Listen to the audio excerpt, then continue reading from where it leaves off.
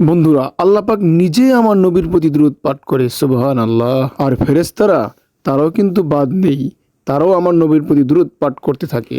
আল্লাহ পাক তার বান্দাদেরকেও বলেছে নবীর প্রতি দুরূদ পাঠ করো।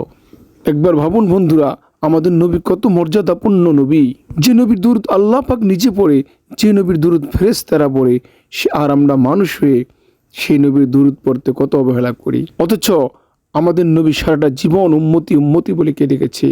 আমরা কি পারবো না নবীর জন্য দুরূদ শরীফ বেশি বেশি পাঠ করতে?